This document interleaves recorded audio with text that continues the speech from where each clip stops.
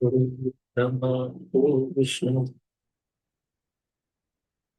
परब्रह्म तस्मै श्री गुरुवे त्वमेव माता च पिता त्वमेव त्वमेव बन्धुः च सखा त्वमेव त्वमेव विद्या द्रविणं त्वमेव त्वमेव सर्वं मम देव देव।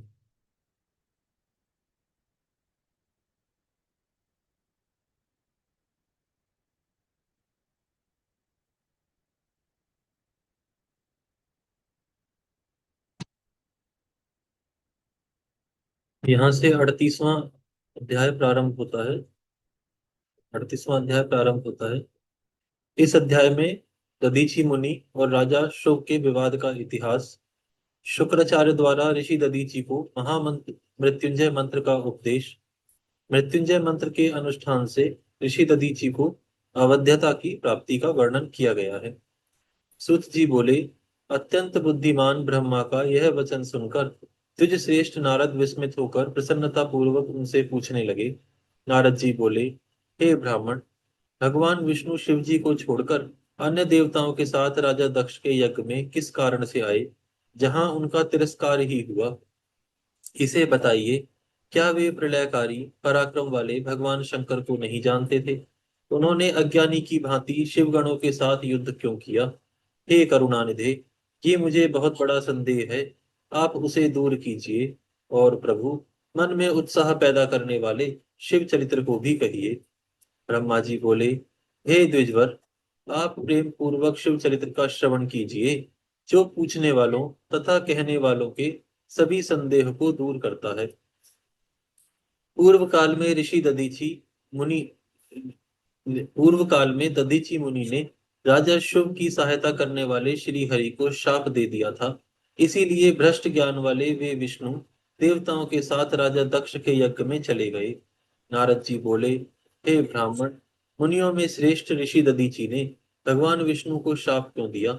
शिव की सहायता करने वाले भगवान विष्णु ने उनका कौन सा अपकार किया था? ब्रह्मा जी बोले, शुभ नाम से प्रसिद्ध एक महातेजस्वी राजा उत्पन्न हुए थे। वे महाप्रभावशाली मुनीश्वर दधीची के मित्र थे। पूर्व काल में लंबे समय से तप के प्रसंग को लेकर शुभ और दशी दधीची में महान अनर्थकारी विवाद आरंभ हो गया, जो 3 लोकों में विख्यात हो गया। उस विवाद में वेदविद शिव भक्त ऋषि दधीची ने कहा कि तीनों वर्णों में ब्राह्मण ही श्रेष्ठ है, इसमें संदेह नहीं। महामुनि दधीची की यह बात सुनकर धन के मद से विमोहित राजा शुभ ने इस प्रकार प्रतिवाद किया। शुभ बोले, राजा, इंद्र आदि 8 लोकपालों के स्वरूप को धारण करता है तथा समस्त वर्णों और आश्रमों के स्वामी एवं प्रभु हैं। इसीलिए राजा ही सबसे श्रेष्ठ है। राजा की श्रेष्ठता प्रतिपादन करने वाली श्रुति भी कहती है कि राजा सर्वदेवमयी है। इसीलिए हे मुनि, जो सबसे बड़े देवता हैं वे मैं ही हूँ। अतः मैं च्यवन पुत्र राजा ब्राह्मण से श्रेष्ठ होता है। आप इस संबंध में विचार करें और मेरा अनादर ना करें। मैं आपके लिए सर्वथा पूजनीय हूँ। ब्रह्मा जी बोले, उन श्रुव का श्रुतियों और स्मृतियों के विरुद्ध यह मत सुनकर मुनि श्रेष्ठ ऋषि दधीची अत्यंत कुपित हो उठे। तब हे मुनि, आत्मगौरव के कारण कुपित हुए महातेजस्वी ऋषि दधीची ने शुभ के मस्तक पर अपनी बाईं मुट्ठी से प्रहार किया। तत्पश्चात दधीची के द्वारा ताड़ित किए गए ब्राह्मण अधिपति दुष्ट शुभ अत्यंत कुपित हो गरज उठे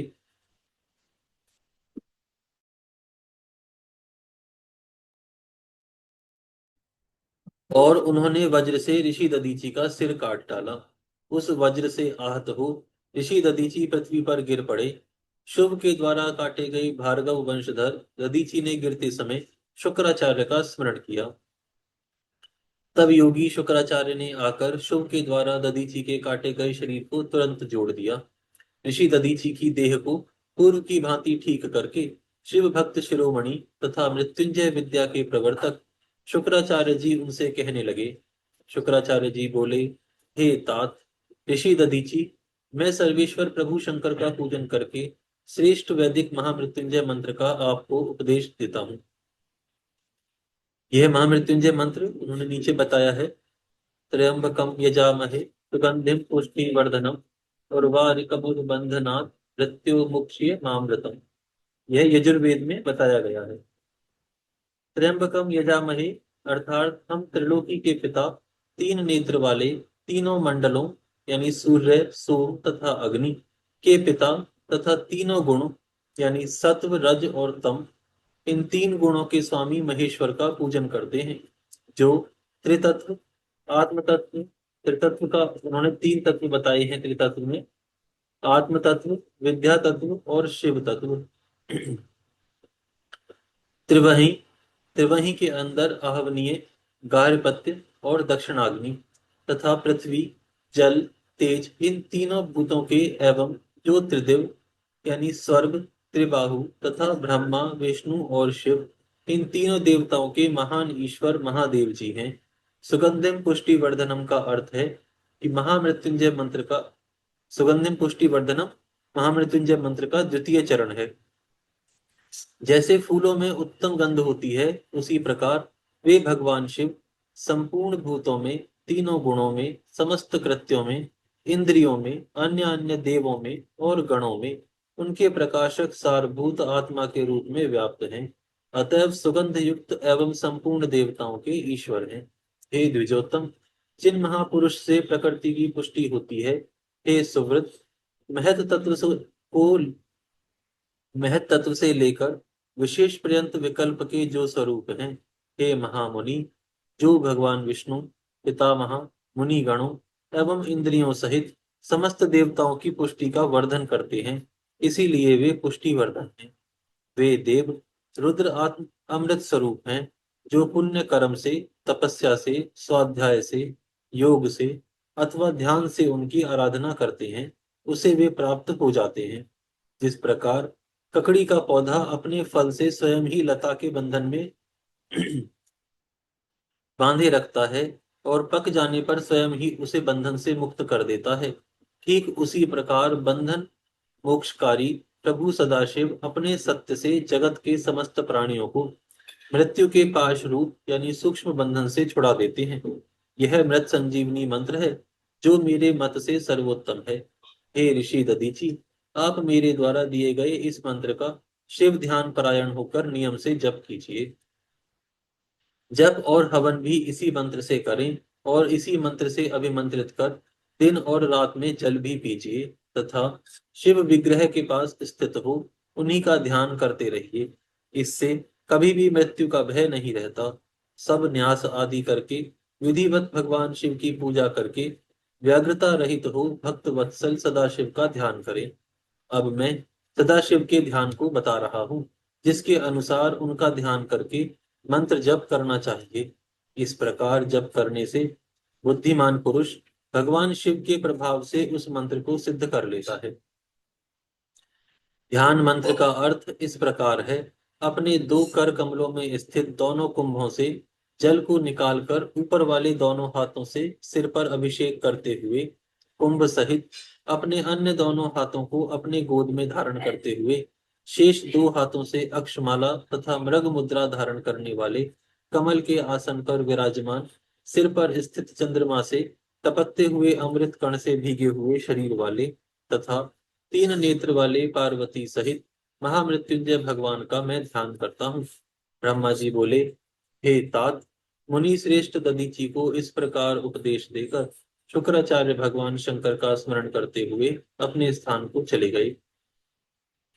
उनकी बात सुनकर महामुनि दधीचि बड़े प्रेम से शिव जी का स्मरण करते हुए तपस्या के लिए वन में गए।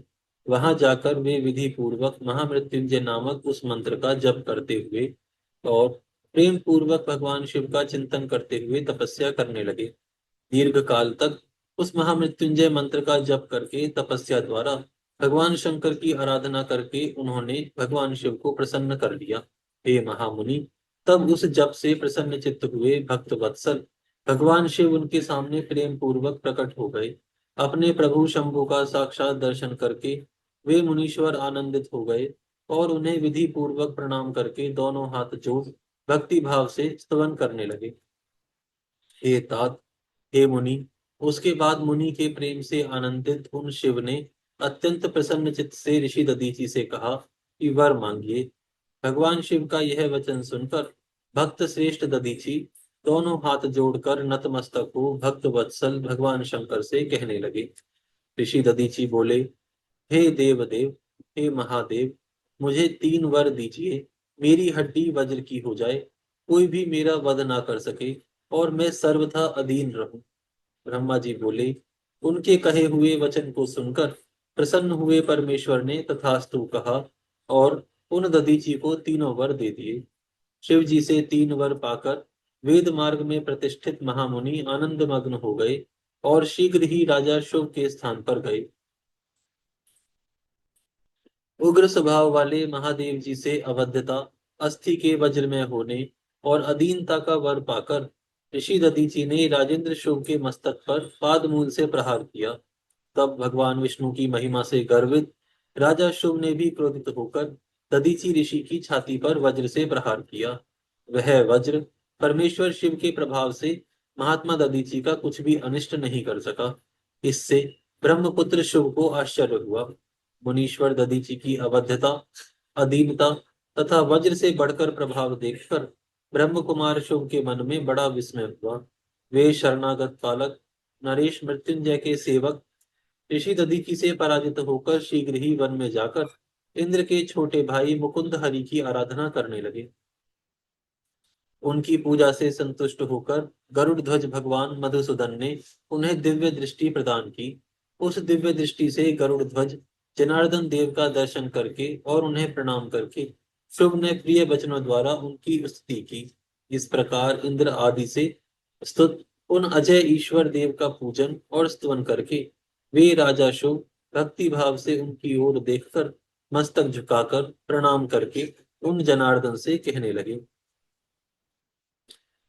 राजा बोले, हे भगवान, दधीची नाम से प्रसिद्ध एक ब्राह्मण है जो धर्म के ज्ञाता तथा विनम्र स्वभाव वाले हैं। वे पहले मेरे मित्र थे। वे निर्विकार मृत्युंजय महादेव की आराधना करके उन्हीं शिव जी के प्रभाव से सबके द्वारा सदा के लिए अवध्य हो गए हैं। एक दिन उन महातेजस्वी दधीची ने भरी सभा में अपने बाएं पैर से मेरे मस्तक पर बड़े वेग से अवहेलना पूर्वक प्रहार किया और बड़े गर्व से मुझसे कहा, मैं किसी से नहीं डरता। हे हरे, वे मृत्युंजय से उत्तम वर पाकर अनुपम गर्व से भर गए हैं। ब्रह्मा जी बोले।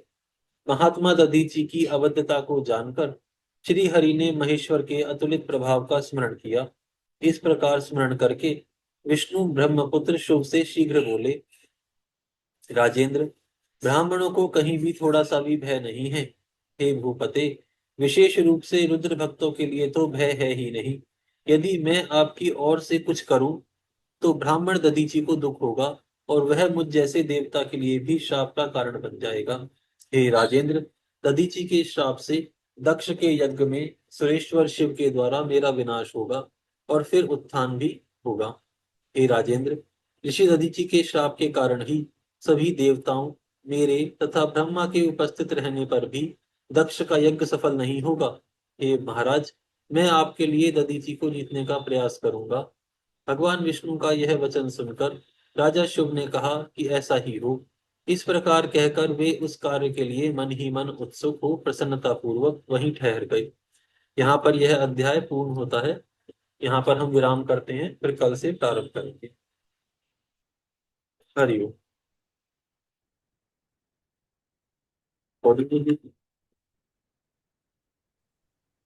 हरिओम भाई।